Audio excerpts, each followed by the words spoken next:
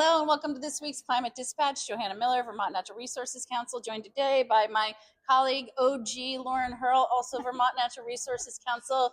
But mostly we are so honored to be joined today by Representative Kathleen James, who's the chair of the House Energy and Digital Infrastructure Committee. These are the last days of the legislative session. There's a lot happening, including on some of the priority bills we've been talking to you about. So this week there's progress been made on the portable solar bill, which includes appliance efficiency standards. Yay. Yay. Also on the greenhouse gas emission reporting program. Those bills have not been seen through to the end yet. But what we really want to talk about and celebrate today is a strong data center bill, a data center bill that sort of lays out parameters for the siting of these large scale facilities.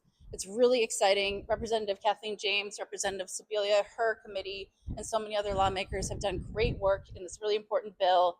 And I want to turn it over to Representative James to tell us a little bit about the details. Okay, so glad you give props to Laura Sibilia. She was the bill sponsor, and then our committee worked on it very hard, and so did the Senate. So basically, I think that Vermonters quite rightly have a lot of concerns about the possible impact of any kind of big data center that would want to site in Vermont. I think those concerns are justified.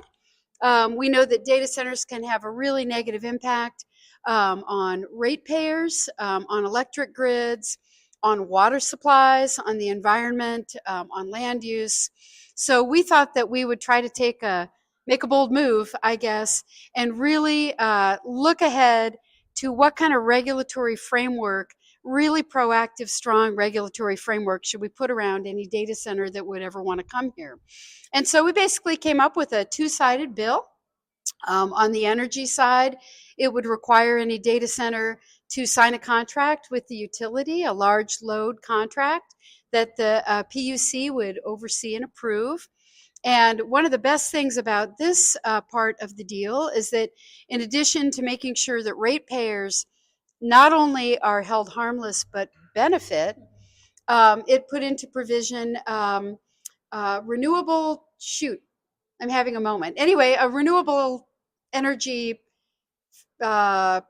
component, I guess, that would require the data center to use or build as much possible renewable on site as they could. So I'm envisioning like a rooftop covered with solar, and then make up the difference with the payment. And the utility would use the payment to help their customers save money on their energy bills by doing things like weatherizing their homes or putting in heat pumps.